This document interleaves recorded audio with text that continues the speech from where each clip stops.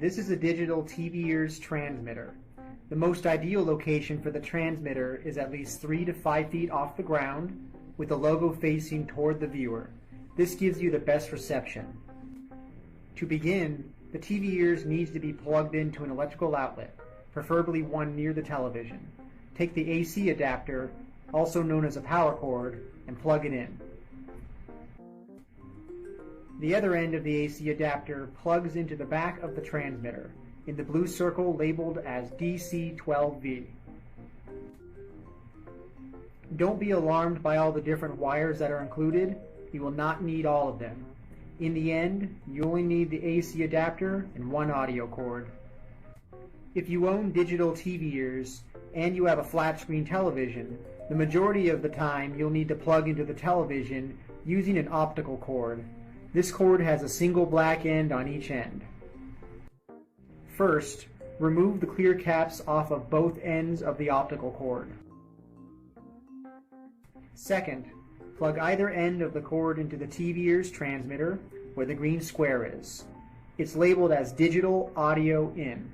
The cord only fits in one way, so don't force it in. The other end of the audio cord plugs into the back of the television. The port is labeled either as digital audio out, optical audio out, or rarely it might be called SPDIF. Just like before, it only fits in one way.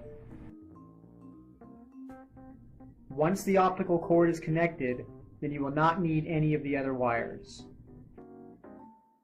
If the television does not have this port, or if it's circular in shape instead of square, try plugging into your cable box or satellite box instead, if you have one. If you still can't find an optical port to plug into, or if something else is already plugged into it, you may try plugging in with a different audio cord. Try the RCA cord first. The double end, which is red and black, needs to plug into the back of the television. You need to look for a pair of colored ports, one red and one white, directly next to each other. There may be more than one pair, but it must specifically be labeled as audio out. If it's only labeled as audio or audio in, it will not work. Once you've located the ports, plug the red into red and black into white. The other end of the RCA cord, which is green, needs to go into the back of the TV ears transmitter. Look for the yellow circle labeled as analog audio in and plug it in tightly. Not every television has a red and white audio out. Sometimes it has a single port instead. If you see a single port that says audio out, or if you see a headphone icon on the port, you'll need to use the 3.5mm cord instead. One end goes into the single port on the television. You'll need to push it in tightly.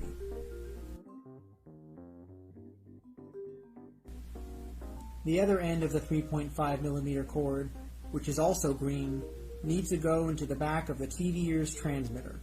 Look for the yellow circle labeled as analog audio in and plug it in tightly. Note, if the port is a headphone jack, which shows a headphone icon, the television sound will mute. You will only be able to listen to sound through the TV ears headset.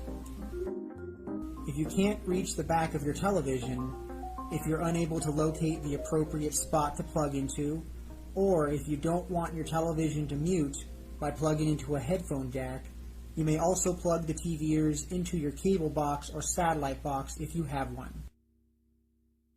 Finally, if none of the audio cords included are an option, you may need a different cord entirely. If your television, cable box, or satellite box only has a circular port labeled as digital audio out or coaxial, and none of the other cords are able to connect, you will need a coaxial audio cord, which is not included. It may be purchased from most electronic stores.